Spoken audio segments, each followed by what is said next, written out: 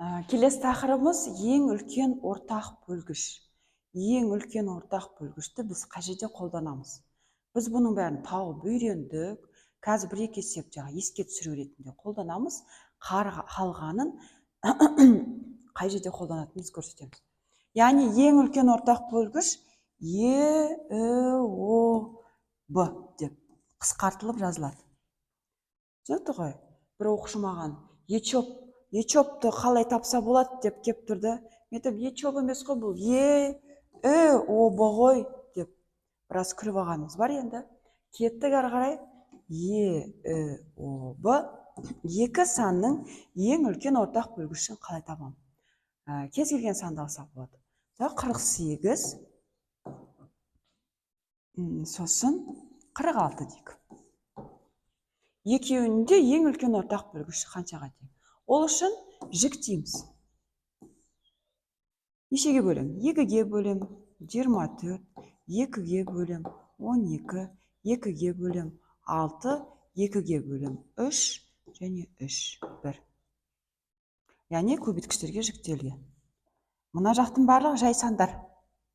46 бөлемін 2-ге 23, одан кейін жай сандар кестесінде қараймыз. 23 бізде жай сан.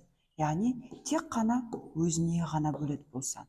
Өзіне ғана бөлінгеннен кейін тек қана өзіне. Мына жақ қатарда 2 де жай сан, 23 де жай сан. Енді ең үлкен ортақ бөлгіш дегеніміз осы қатармен жұмыс жасасақ болады. Енді осы жердегі қайталанатын қандай сан бізде? Қараңыздар, мына сан қайталанып тұр. Мына сан. Жұппен жұмыс жасаймыз. 2 жұптан, яғни бір-ақ санды аламын. 2-ні аламын. Енді ең үлкен ортақ бөлгіш бізге есептердің қай жерінде керек деген сұраққа туындайды.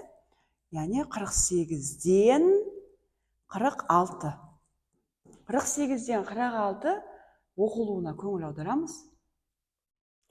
Екеуі де нешеге бөлінеді екен? 2-ге бөлінеді екен.